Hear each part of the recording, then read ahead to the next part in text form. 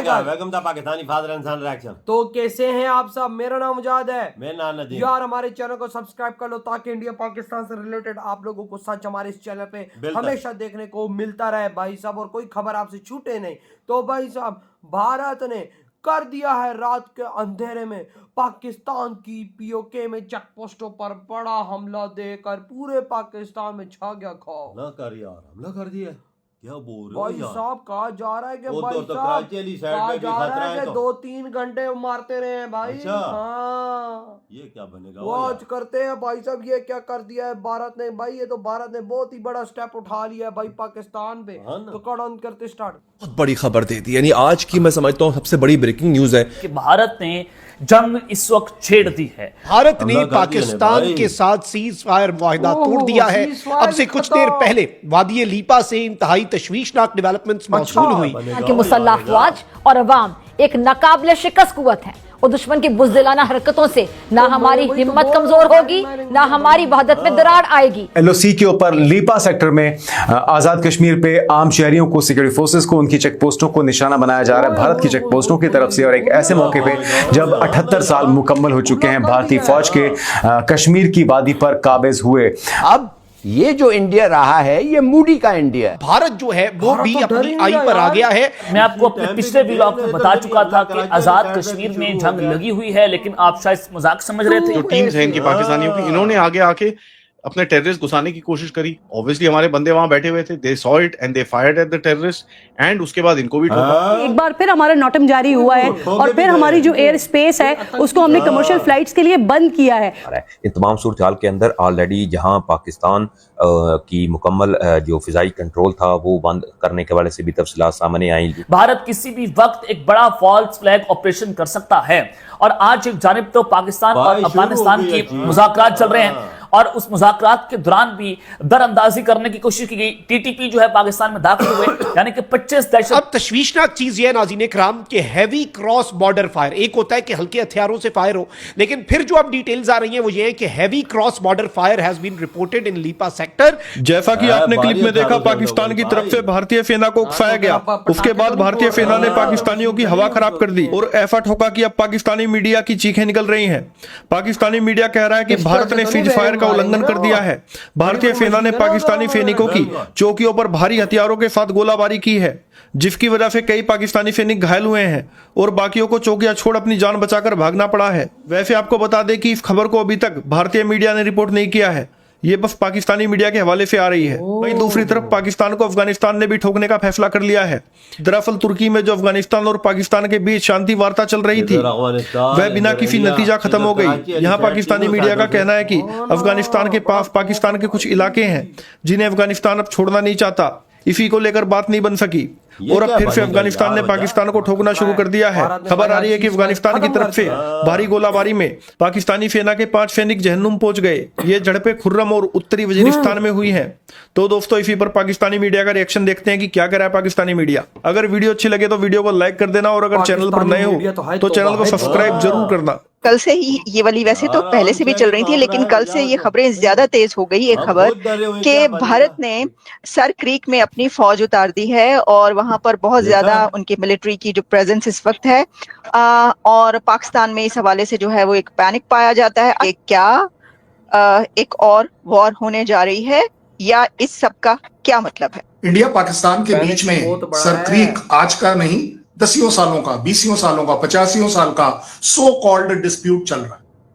और ऐसा नहीं है कि वहां पर आपकी आर्मी नहीं है और मेरी आर्मी नहीं है, बट यस, अब अगर हमारा डिफेंस मिनिस्टर वहां जाता है तो जायज बात है कि वो ये जरूर कहेगा कि अगर किसी भी तरह की इवेंचुअलिटी आती है तो हम वो सब कर सकते हैं जो सो कॉल्ड मैप में चीजों का स्टेटस बदल देगा। उन्होंने कुछ इस तरह की बात करी। देखा, ज्यादा बड़ी बात यह 100 किलोमीटर के एक स्ट्रेच को अगर हम बात करें जो हमारे लिए रन ऑफ कच्छ में है, और आपका सिंध वाला पार्ट उसके सामने पड़ता है, और इसमें मैं मान जाऊंगा, बिल्कुल आपने ठीक कहा कि ये हमारा फास्टेस्ट, क्लोजेस्ट, इजीएस्ट रूट है आपके कराची हार्बर या कराची को थ्रेटन करना है, अगर करना है किसी भी तरह। आपका मेरे को समझना पड़ेगा कि हम इस दौरान ट्राई सर्विसेज जो हमारा इंटीग्रेटेड कमांड्स आ रही हैं वो किस तरीके से काम करेंगी, क्योंकि ये नई चीज है। ये हमारा सर क्रीक में इससे पहले जो प्रोग्राम था वो सिर्फ मेरा सदर्न कमांड का प्रोग्राम होता था। मैं भी तब उस समय भोपाल कोर के अंडर आता था।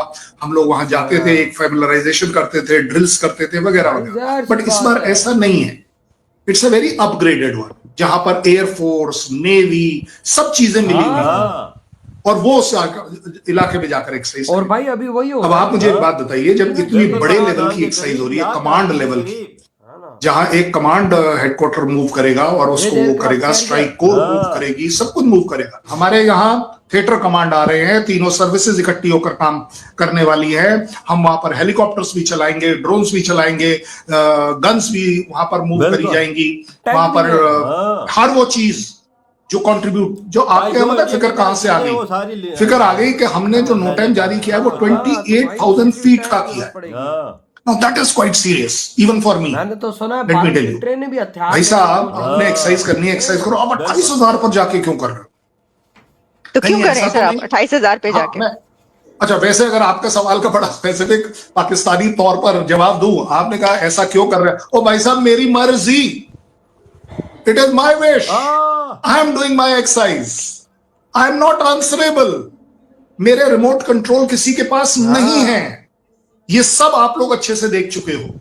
हम किसी नहीं, वो तो ठीक है जी, वो तो ठीक है, लेकिन करण साहब क्या आप नहीं समझते कि आपके नेबर्स में इस वजह से पैनिक क्रिएट हो सकता है या कोई खौफ पैदा हो सकता है? और दूसरी, क्योंकि मैं आपको इसमें सर एक और चीज इसमें ऐड कर दूं, फिर आप ओवर टू यू। इसमें जो एक स्टेटमेंट मैं देख रही हूँ अभी, जो कि पाकिस्तान मीडिया जियो पर इस वक्त पब्लिश हो रही है, जिसमें जो एडमिरल वहां पर गए हैं उन्होंने कहा कि सर क्रीक से जीवानी तक अपनी खुद मुख्तारी और समंदरी सरहदों का दिफा करना जानते हैं। तो इससे ये पता चल रहा है कि ये जो 28,000 आपने बताया, उसकी वजह से वो एक दूसरी तरफ भी वो स्टार्ट हो चुका है। तो सर फिर यानी वो जो कहते हैं कि जंग के बादल, आप कह रहे हैं कि नहीं ऐसी कोई सिचुएशन नहीं है, लेकिन फिर ये आखिर इशू ही क्यों इस वक्त क्रिएट हो रहा है? भाई इशू इस वजह से क्रिएट हो रहा है कि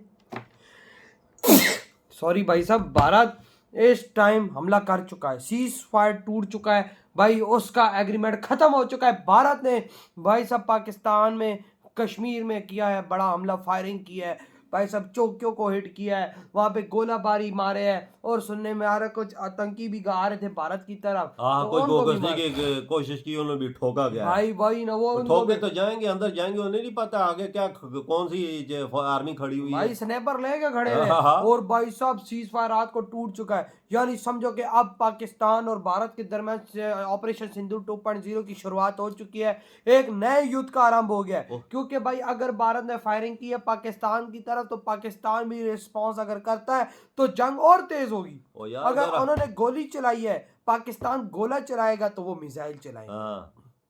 उधर अफगानिस्तान भी तैयार बैठा हुआ है, इधर कराची वाला इलाका वो भी तैयार बैठे हुए। उधर आर्मियां यूं बंदूकें लेके आमने सामने खड़ी नहीं है, बस एक आर्डर फायर का होगा, बंदूकें आमने सामने और फायर शुरू। बिल्कुल वजह खतरे के बादल बिल मंडरा रहे हैं, जंग तो शुरू हो चुकी है, सीज फायर वो खत्म कर चुके हैं, सीज फायर को वो मानती नहीं है, खत्म। भाई भारत मानता तो शुरू से नहीं था, भारत ने तो पहले बोला था ये सीज फायर नहीं, ये होल्ड है, ये हम होल्ड कर रहे हैं, हम रेस्ट कर रहे हैं, हम फिर से शेरों की तरह हमला करेंगे। और कर दिया है उन्होंने, देख हमारी कितनी चौकियां उन्होंने खत्म कर दी भाई वही ना, उन पे फायरिंग की है, उन पे फायरिंग की उन्होंने रात को भाई साहब, सीज फायर खत्म और कहा जा रहा है 3 से 4 घंटे फायरिंग हुई है। और तो खतरा बहुत बढ़ गई, खतरा बहुत बढ़ गया। 3 से 4 घंटे किसी ने कोई हिलने नहीं दिया भाई साहब, फायरिंग करते रहे भारतीय सेना, और भाई साहब जो आतंकी घुस रहे थे उनको तो नर्क पहुंचा दिया।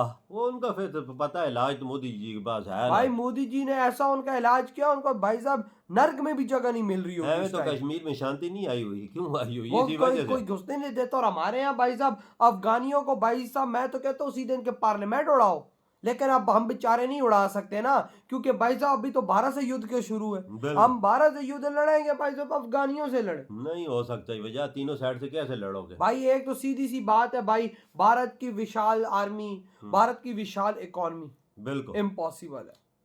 बिल्कुल बिल्कुल, उनके पास रिजर्व इतने, उनके पास सोना इतना इकट्ठा हो गया है, उनके पास दुनिया की हर चीज इतनी, उनके देश को घंटा फर्क नहीं है, सारा फर्क है तो हमारे देश को पड़ेगा। इधर हम मांगने के लिए हर देश के पास जा रहे हैं, कुछ दे दो भाई सब इकोनॉमी डूब जाएगी। आपकी क्या थॉट है इस बारे में? इधर ही बढ़ो तुम।